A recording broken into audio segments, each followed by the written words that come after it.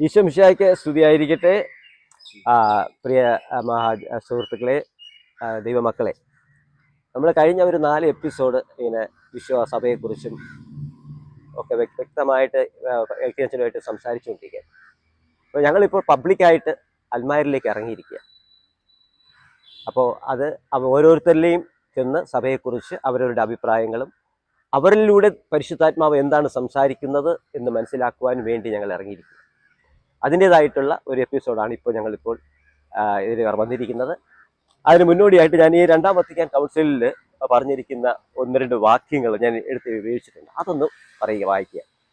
ക്രിസ്തുവിൽ ആശ്രയിച്ച് ജീവിക്കുന്നത് കൊണ്ട് ഭൗമിക ചുമതലകളിൽ നിന്നും അതിൻ്റെ ബദ്ധപ്പാടുകളിൽ നിന്നും ദൂരെ മാറി ഒഴിയുകയാണ് നാം എന്ന ചിന്താഗതി അബദ്ധജടിലമാണ്. പലർക്കും അങ്ങനെ ഒരു ഇതുണ്ട്. ദൈവവേല ചെയ്തുകൊണ്ട് നടക്കുന്നു, അവന് വേലയ്ക്കും ചെയ്യാൻ വയ്യ എന്ന് പറഞ്ഞ് നടക്കുന്ന ആൾക്കാരുണ്ട്. അത് മറിച്ചാണ് പരമാർത്ഥം. സഹോദരങ്ങളെ സേവിക്കാൻ ക്രിസ്തുവിലുള്ള വിശ്വാസവും പ്രതീക്ഷയും സ്നേഹവും നമ്മെ നിർബന്ധിക്കുന്നു.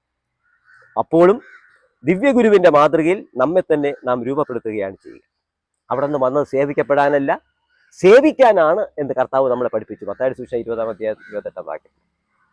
അതുകൊണ്ട് സഭയും രൂപം കൊണ്ടിരിക്കുന്നത് ആധിപത്യം വഹിക്കാനല്ല, സേവിക്കാനാണ്. ക്രിസ്തു നമുക്ക് വേണ്ടി ജീവൻ ഹോമിച്ചതുപോലെ നമ്മൾ ഓരോരുത്തരും സഹോദരങ്ങൾക്ക് വേണ്ടി ജീവൻ ഹോമിക്കണമെന്ന് യോഹന്നാൻ നമ്മളെ പഠിപ്പിച്ചിട്ടുണ്ട്. അതുകൊണ്ടാണ് എല്ലാവരും അഭിലഷിക്കുന്ന ആ സമാധാനം ഒരുപക്ഷെ ലോകം ഇന്നുവരെ കണ്ടിട്ടില്ല. അതിന് കാരണം വേറൊന്നുമല്ല, ശാസ്ത്രീയ അഭിവൃദ്ധിയിൽ നിന്ന് സംജാതമാകുന്ന ഭീഷണി തന്നെയാണ്. ശരിയാണ്, ശാസ്ത്രത്തിന്റെ നേട്ടങ്ങൾ അത്ഭുതാവഹങ്ങളാണ്. പക്ഷേ അത് ഉന്നതമായ ധാർമ്മിക നിയമങ്ങളോട് പൊരുത്തപ്പെട്ടു പോകാറില്ല. പലപ്പോഴും അങ്ങനെയാണ്. അതുകൊണ്ട് രക്ഷകനായ യേശു ക്രിസ്തുവിലുള്ള മഹത്തായ പ്രതീക്ഷ ഈ ലോകത്തിൽ ദീപ്തി പരത്തട്ടെ എന്ന് പ്രാർത്ഥിച്ചുകൊണ്ട് ഞങ്ങൾ വിഷയത്തിലേക്ക് കടക്കുകയാണ്. ജോയ് ബ്രദർ, ഇദ്ദേഹം മരിയനാട് തിരുവനന്തപുരം അതിരൂപതയിലെ പുതുക്കുറിച്ചി ഫെറോനയിലെ മരിയനാട് ഇടവകാംഗമാണ്. അദ്ദേഹം സബ്സോണിൻ്റെ മുൻ കോർഡിനേറ്ററാണ്. ഇതിൻ്റെ ഫെറോനയിലെ പുതുക്കുറിച്ചി ഫെറോനയുടെ സബ്സോണിൻ്റെ മുൻ കോർഡിനേറ്റർ ആയിരുന്നു. നല്ലൊരു വചന പ്രഘോഷകനാണ്. കേരളത്തിൽ പല ഭാഗത്തും ഇപ്പോൾ പൊയ്ക്കൊണ്ടിരിക്കുകയാണ്. പിന്നെ നമ്മൾ തിരുവനന്തപുരം അതിരൂപതയുടെ അനുഗ്രഹ ഭവൻ ധ്യാന കേന്ദ്രത്തിലെ സ്ഥിരം ശുശ്രൂഷകനും കൂടിയാണ്. അപ്പോൾ അദ്ദേഹത്തിൻ്റെ സേവനം ഞങ്ങളിപ്പോൾ ആവശ്യപ്പെടുന്ന അദ്ദേഹത്തിൻ്റെ അഭിപ്രായം ഞങ്ങളിപ്പോൾ ചോദിക്കുകയാണ്. ഒന്നാമത്തെ ചോദ്യം ഒന്നുമല്ല ബ്രദർ, ക്രിസ്തുവും സഭയും 2 യാഥാർത്ഥ്യങ്ങളാണോ, അതോ ഇവ രണ്ടും ഒന്നാണോ? സഭയെ സ്നേഹിക്കാതെ ക്രിസ്തുവിനെ സ്നേഹിക്കാൻ സാധിക്കുമോ? ഇതാണ് ഞങ്ങളുടെ ചോദ്യം. ബ്രദറിൻ്റെ അഭിപ്രായം ഞങ്ങൾ ചോദിക്കും. ഈശോ മിശിഹായ്ക്ക് സ്തുതിയായിരിക്കട്ടെ.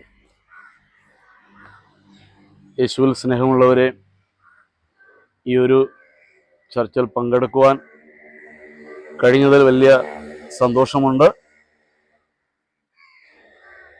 തീർച്ചയായിട്ടും നമുക്ക് വിശുദ്ധ ജോൺ മരിയ വിയാനിയുടെ ഒരു വചനം നമ്മൾ ധ്യാനിച്ചുകൊണ്ട് നമുക്ക് തുടങ്ങാം. വിശുദ്ധ ജോൺ മരിയ വിയാനി പറഞ്ഞിരിക്കുന്നത് എങ്ങനെയാണ്: എൻ്റെ മക്കളെ, കത്തോലിക്കർക്ക് ഭൂരിപക്ഷവും വഴിതെറ്റുന്നത് അജ്ഞത മൂലമാണ്. തീർച്ചയായിട്ടും ഇന്ന് കത്തോലിക്കരായിട്ടുള്ള നമുക്ക് ഒത്തിരിയേറെ പലർക്കും വഴി തെറ്റാനായിട്ടൊരു കാരണം സഭയെക്കുറിച്ചോ അല്ലെങ്കിൽ യേശുവിനെക്കുറിച്ചോ വ്യക്തമായ ഒരു അറിവ്, ജ്ഞാനം ഇല്ലാത്തത് കൊണ്ടാണ്. തീർച്ചയായിട്ടും നമുക്ക് വഴിതെറ്റാതിരിക്കണമെങ്കിൽ നമുക്ക് വലിയ ഒരറിവ് നമുക്ക് ഉണ്ടായിരിക്കണം എന്നുള്ളതൊരു സത്യമാണ്. ഇപ്പോൾ ഇവിടെ ചോദിച്ച ചോദ്യം, ക്രിസ്തു സഭയും 2 യാഥാർത്ഥ്യങ്ങളാണോ അതോ ഒന്നാണോ? സഭയെ സ്നേഹിക്കാതെ ക്രിസ്തുവിനെ സ്നേഹിക്കാൻ കഴിയുമോ? തീർച്ചയായിട്ടും നമുക്ക് ഒന്ന് പറയാൻ സാധിക്കും, ക്രിസ്തു സഭയും 2 അല്ല, ഒന്നാണ്.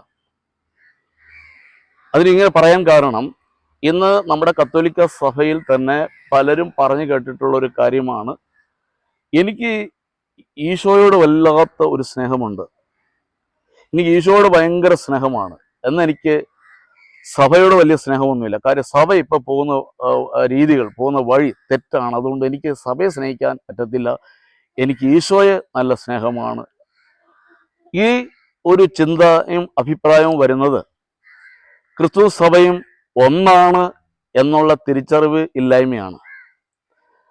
അപ്പം നമുക്ക് വചനത്തിൻ്റെയും വിശുദ്ധന്മാരുടെയൊക്കെ അവരുടെ വചനങ്ങളോട് നമുക്ക് ചേർന്ന് ചിന്തിക്കാം.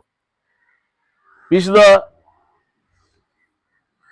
ബൈബിളിൽ അപ്പോസ്തല പ്രവർത്തനങ്ങൾ 9-ാം അധ്യായം 4 തന്നെ ഈശോ ഇങ്ങനെ സാവൂളിനോട് പറയുന്നുണ്ടല്ലോ, നീ എന്തിനാണ് എന്നെ പീഡിപ്പിച്ചത്?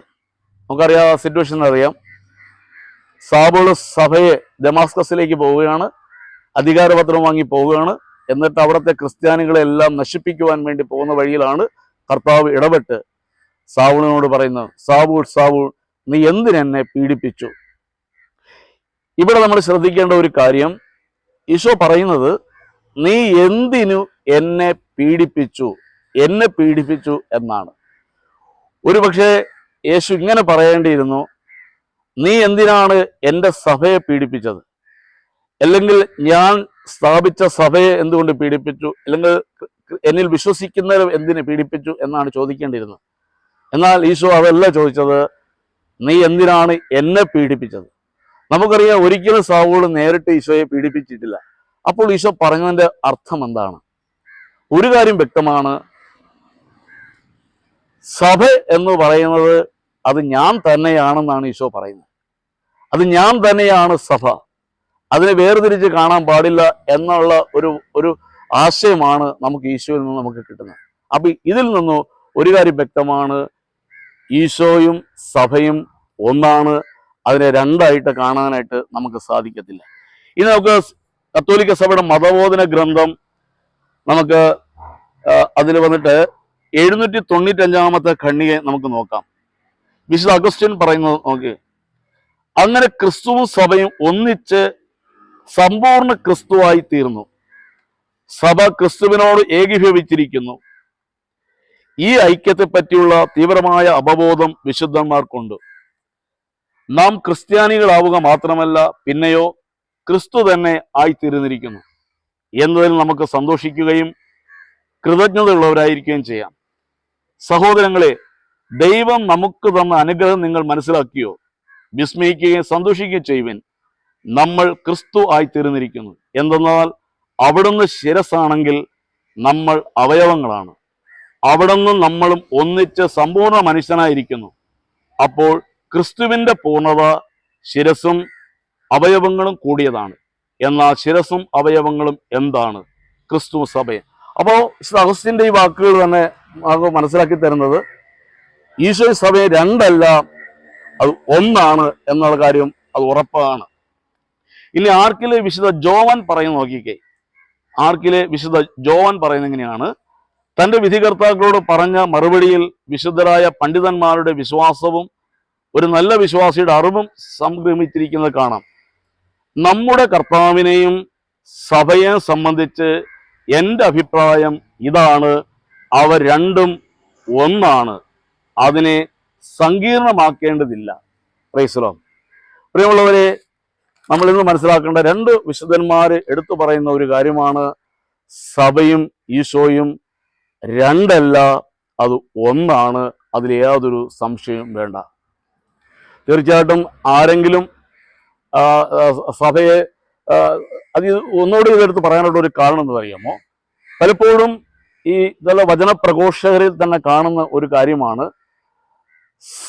പലപ്പോഴും വചനപ്രഘോഷണങ്ങളിൽ സഭയുടെ പുറത്തു നിന്ന് ഒരുപാട് ആശയങ്ങളും ഒരുപാട് വിശ്വാസങ്ങളും നമ്മുടെ സഭയ്ക്കകത്ത് കടന്നു വന്നിട്ടുണ്ട്. എന്നാൽ സഭയുടെ പ്രബോധനങ്ങളോ അങ്ങനെയുള്ള ആശയങ്ങളോ ഒന്നും അവർക്ക് ആവശ്യമില്ല. ഇതിനർത്ഥം ഇത് സഭയും യേശുവും ഒന്നാണ് എന്നുള്ള തിരിച്ചറിവില്ലായ്മയാണ്. തീർച്ചയായിട്ടും നമുക്ക് ഈ ഒരു ബോധ്യത്തിലേക്ക് നമ്മൾ വരണം. തീർച്ചയായിട്ടും രണ്ടല്ല, സഭയും ക്രിസ്തുവും ഒന്നാണ് എന്നുള്ളതാണ് എനിക്ക് ഈ തരണത്തിൽ എനിക്ക് പറയാനുള്ളത്.